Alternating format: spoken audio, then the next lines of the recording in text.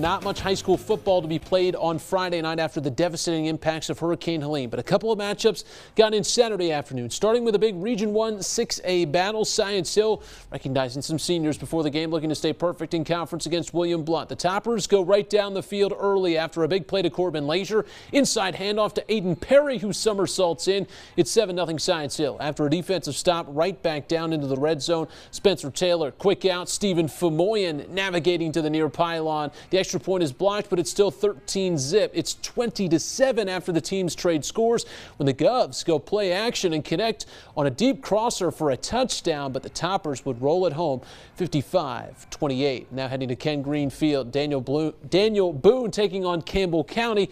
The handoff here early, senior Keegan Cowan runs it through the tough defense, narrowly dodging a tackle from Quinlan Held. The Panthers go first at 6-0. Later, the Blazers in close. Logan Wheatley takes a carry, avoids the tackle. He's getting inside towards the goal line. The ball is out, looked to be down, but it's ruled a fumble, and so Boone having to lock in on defense now. Timmy Gibson thinks he has an opening, but runs right into Josh Briggs, who plants him for a tackle. Boone rallied late in this one, but falls just short, 28-21. A big turnout in Abington as the Falcons welcome the Tennessee High Vikings. We pick it up third quarter. Falcons' Isaac Brooks taking the snap, looks to throw. Pass is deflected, but how about the awareness? Judge Dillo makes the catch and takes this one inside the 5, but the Vikings come up big in the red zone and prevent a score. Now Abington has a second chance. A jet sweep to Owen Barr, who is rocked by Baron Harkleroad on the fumble. This return goes to the house, but a penalty is going to bring it back. Now the Vikings still have the ball, and they get into the red zone. Jake Richardson snaps, rolls, and sends a bullet to Harkleroad, who got it done on both ends Saturday. Tennessee High scores and comes away with a win. 21-0. First game of the Southwest District between Virginia High and Graham.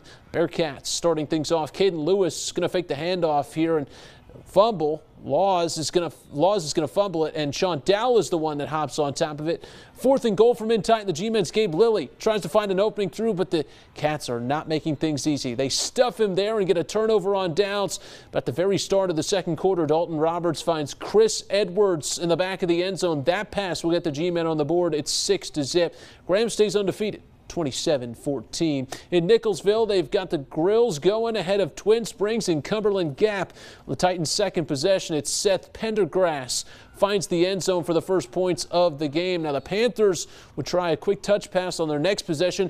They're going to get blown up by a couple of Titans in the backfield.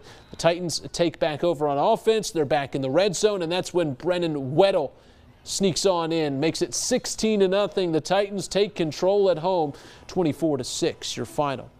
The Rye Cove Eagles going to Castlewood to take on the Blue Devils. The Eagles getting started on their first drive. The run to the right, well, it looks pretty good until Wesley Harvey comes flying in to force the fumble. Castlewood gets on top of it in their own territory, but the Blue Devils cannot score that one. Now it's back to the Eagles. The quarterback Landon Lane rolling right, looking for his man, and it's Luke Jesse, and shreds a couple of tackles here, fighting in for a touchdown. Rye Cove is in the lead. Later, Lane on the option, and he is keeping it with a clear path to the end zone.